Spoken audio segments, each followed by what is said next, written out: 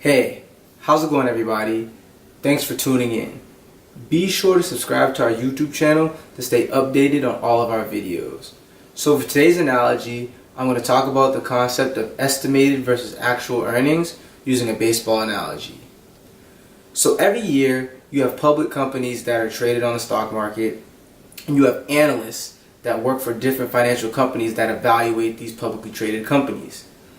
These companies will make earnings estimates, and they'll pretty much say, okay, during the course of the year, this is how much we expect our company to earn during this particular time. So maybe they'll produce their earnings and they'll publish that information to investors on a quarterly basis. Some companies just do it on an annual basis. It all depends on the company. So back at the beginning of the baseball season, the Boston Red Sox were only estimated to win a certain amount of games. And if I'm not mistaken, it was around the range of 90 games that they were expected to win, considering all the players that they have on the team.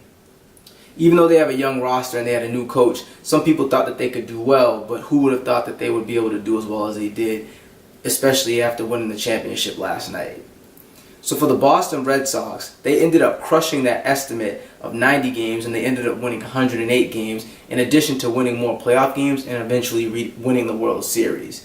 So all the analysts and the sports analysts that were evaluating how the Red Sox would perform ended up missing the estimate in terms of kind of where they thought they would fall. Granted, they thought that they would reach 90 at a minimum, but they ended up killing that crushing that number and completely winning more games, so it made the team look good. So as a result, by having these earnings estimates and by having these win estimates, the Red Sox were able to garner a lot of attention from Boston fans, sell more merchandise, and pretty much sell more tickets and generate more revenue for the team because they were winning.